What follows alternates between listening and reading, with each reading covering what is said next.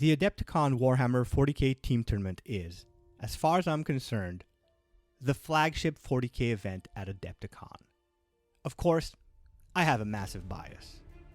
I've been doing this event for 10 years, and for my team's 10th participation, it was our intention to do something absolutely out of this world. The idea was to bring as many of the craziest ideas, the most blue sky thinking concepts, and make them into a display board. To that effect, our starting point had to be the Forge World's most complex and ambitious model, the incredible Warlord Titan. However, a Titan of that size is likely to overshadow anything it casts its shadow over. Army, scenery, all of it gets swallowed by the Warlord's magnificence. So we opted to one-up the Titan, not only with massive display, but one that literally outshines the humongous model.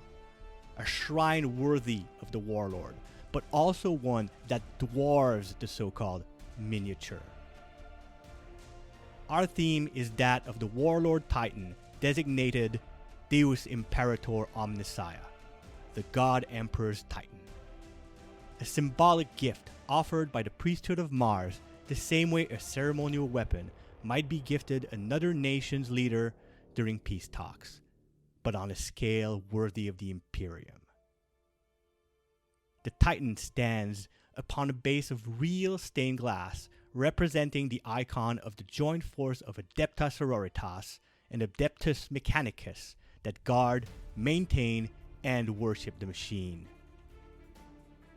Aglow behind the monstrous model is another piece of stained glass with the depiction of the God Emperor of Mankind surrounded by mechadendrites that represent his ascension to the role of Omnissiah.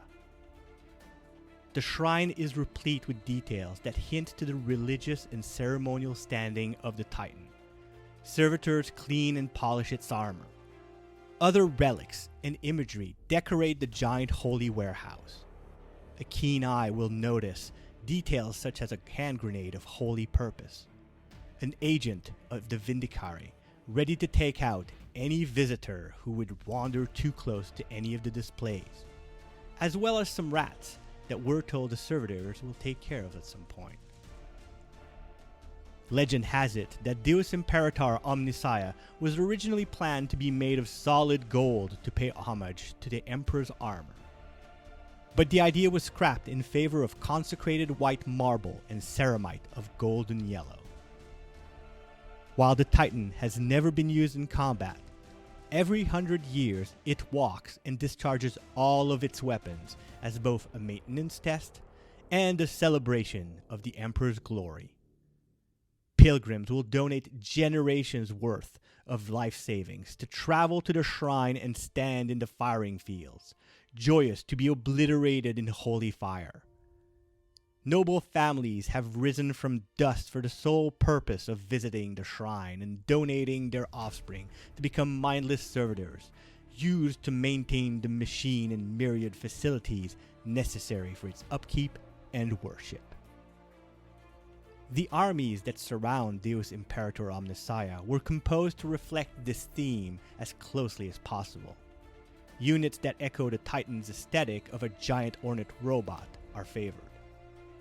Exorcists, essentially weaponized church organs, were chosen to echo the massive golden organ hidden in a corner of the display. Look closely and you'll notice it's being played by yet another servitor. Units of Secutari Peltasts and Secutari Hoplites, Titan guards essentially, surround the dais upon which the Warlord stands. Almost every model is adorned with ceremonial candles and torches. Cherubs hold up the tip of Skitarii transuranic arquebuses so that as little of the weapons touch consecrated ground as possible. For similar purpose, flocks of Taraxi, Seraphim, Zephyrim fly gracefully around the vast shrine. Where possible, custom waterslide decals were used to adorn the malls with the shrine's iconography. The display and army was accompanied by a custom banner heavy with purity seals, that were offered to the various opponents our team faced during the event. If you were at Adepticon yourself, you may even have received a pin with the team logo and the message, "You have been deemed a heretic." I wish we had time to take video and images of other displays from the Armies on Parade showcase at Adepticon.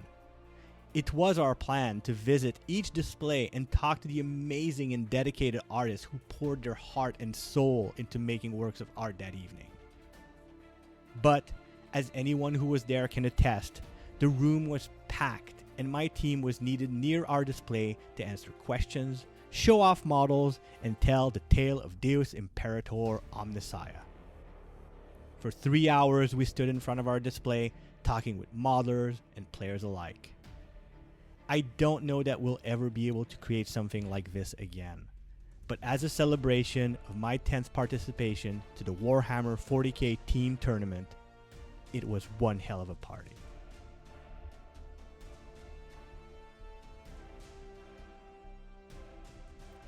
The Order of the Emperor's Gift. 739 M30, the Treaty of Olympus Mons.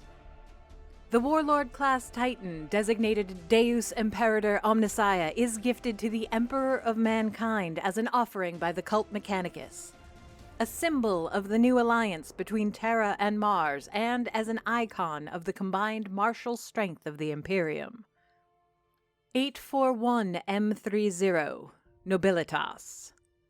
Under the new treaty, the Imperium gifts the verdant world of Nobilitas 4 to the cult Mechanicus to enshrine the Titan. Several detachments of Skitarii and Tech priests are dispatched to guard, maintain, and worship Deus Imperator Omnissiah on the forested planet. Some view the gift as suspect, since the letter of the treaty is invoked by Terra to deny the Mechanicum's request to transfer the shrine to Nobilitas 2, a resource-rich planet which would be much more useful to Mars. 014 M31, Siege of Terra. Deus Imperator Omnissiah is requisitioned by the Titan Legion as support against Horus and his traitor legions. The request is denied by the High Priests of Nobilitas, stating that, under Article 2967, Paragraph 289, Subsection 2.4.575 of the Treaty of Olympus Mons, only the Emperor himself can request the deployment of his Titan. 731 M32, Ecclesiarchical Meddling. Pointing the finger at Nobilitas's reluctance to offer the Titan Deus Imperator Omnissiah or any other forces to help in the defense of Holy Terra, the Ecclesiarchy demands control over both the world and relic.